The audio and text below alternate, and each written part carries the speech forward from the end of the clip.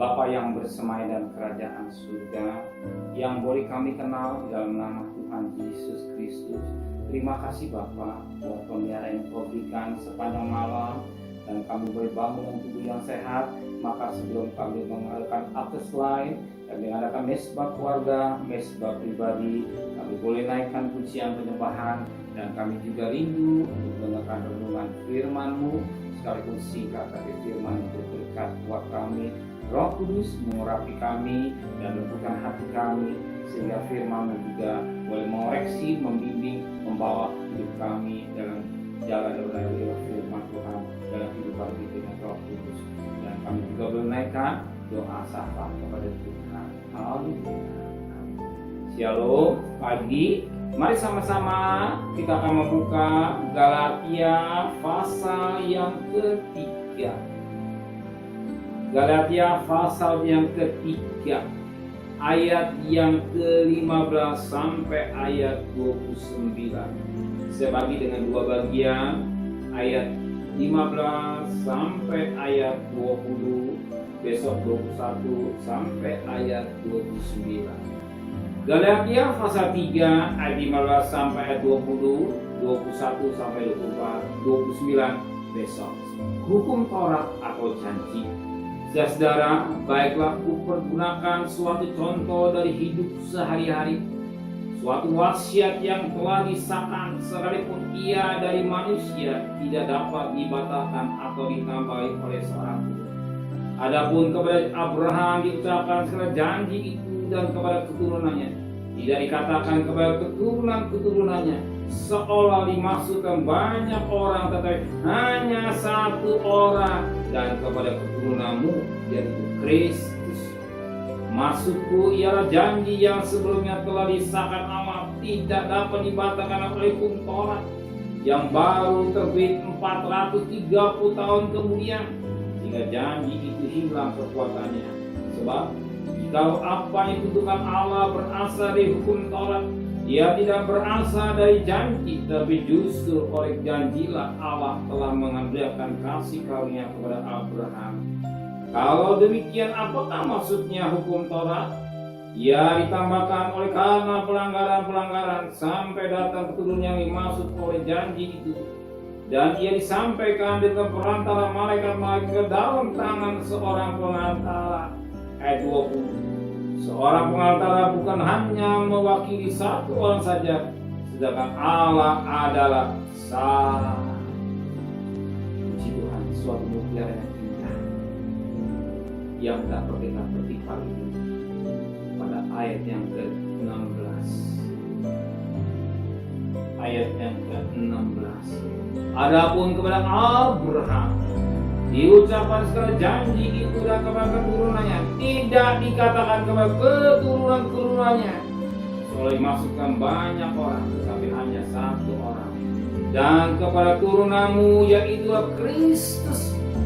Janji Allah bukan kepada keturunan-keturunan atau banyak keturunan, tidak. Tapi Alkitab menulis hanya satu orang keturunan, dan kepada keturunanmu, yaitu Kristus, sebagaimana Allah berjanji pada Abraham, sebagaimana dalam Kejadian 12 ayat yang ke-7.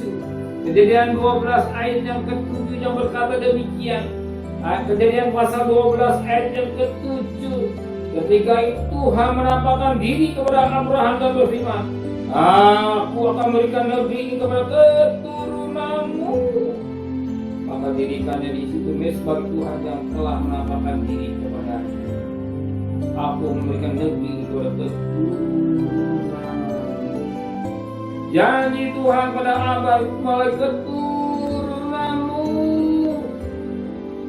Ingat, saat itu Abraham baru mendapat perintah dari Tuhan keluar dari puskas dia. Dia berdua saat itu belum punya anak, tapi firman Tuhan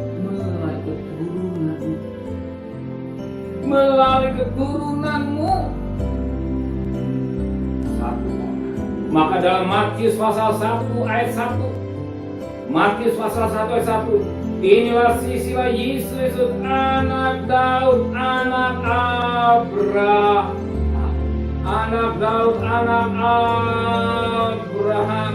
Dan Alkitab menulis pada Galatia pasal 3 ayat yang ke-16 ini, tetapi hanya satu orang dan keturunanmu, yaitu Kristus.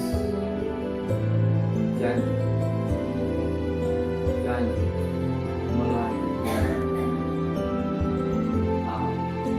satu orang, maka disebut anak Daud, anak Abraham.